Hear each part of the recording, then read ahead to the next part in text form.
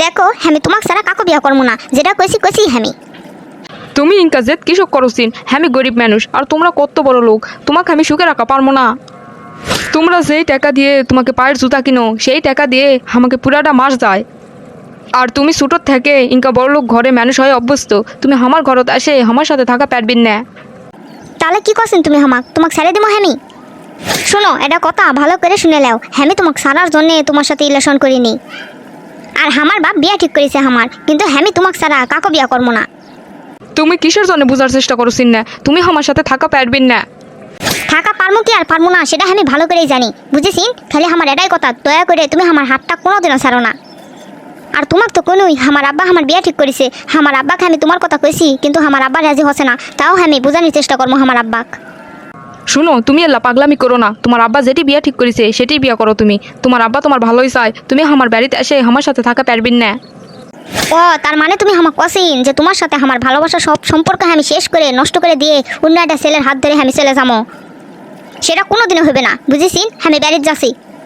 কি রে, তুই আবার ওই সুরার সাথে দেখা করবার গেছিল? হ্যাঁ, তোকে না আমি কইছি তুই বাড়ির বাইরে বের হবো না। যে সুরার সাথে তোর বিয়া ঠিক করেছি ওই সুরার পরিবার সহ আজকে সবাই আসবে, এঙ্গেজমেন্ট হবে তোর, যা রেডি হইলে। আব্বা তোমাকে তো আমি কইছি ওক সারা আমি কাকু বিয়া করবো না। ওই ফকিন্নি ওই গরিবের সুরার মধ্যে তুই কি দেখিস হ্যাঁ, যে ওর জন্য পাগল হয়েছু? আব্বা তোমাকে আমি কইছি দয়া করে তুমি ছোট করবেন না। ওই গরিবের ফকিন্নির সুরার জন্য ওর দরদ মনে হয় উঠলে উঠলে পড়ছে। হ্যাঁ আমি ওক সারা কাকু বিয়া করবো না, ওক ফকিরনি কও আর ওক গরিব কও, ওই অনেক ভালো সুরা।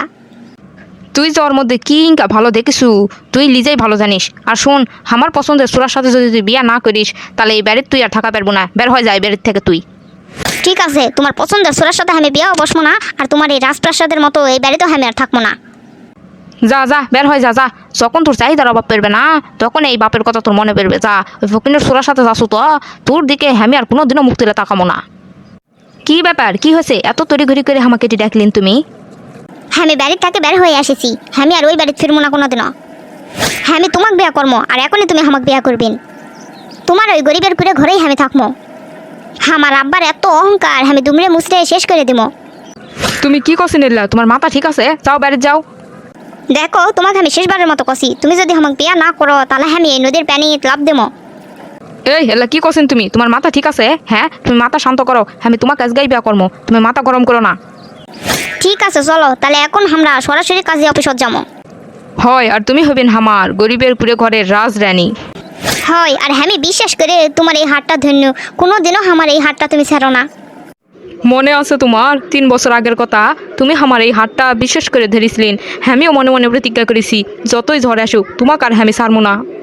হয়, তুমি তোমার কথা রাখেছিন, আমাকে ছাড়েননি তুমি। আজকে তুমি কত বড় একটা চাকরি করো, আমার গর্বের কোনো শেষ নাই।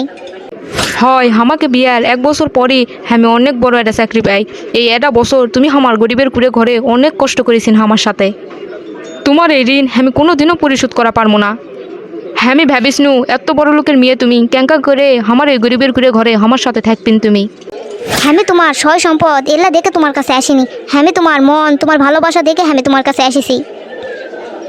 আচ্ছা, আজকে আমাকে এই শুভ বিবাহ বার্ষিকীর দিনে আমরা এলা পুরাতন কষ্টের কথা ভুলে যাই, আজকের দিনটা আমরা না ভালোভাবে উদযাপন করি, এনা কাটাই। হয়, এই দিনে আজকে আমরা এক হইসনু, তোমার যা ইচ্ছা সেটা করো তুমি, কেউ তোমাকে বাধা দেওয়ার নাই। আর আমার এখন ইনশাল্লাহ সেই ক্ষমতাটাও হয়েছে তোমার সব চাহিদা পূরণ করার। হয়, এই গরিবের সুরা আজকার গরিবের সুরা নাই, এই গরিবের সুরা এখন অনেক বড় লোক হয়ে গেছে।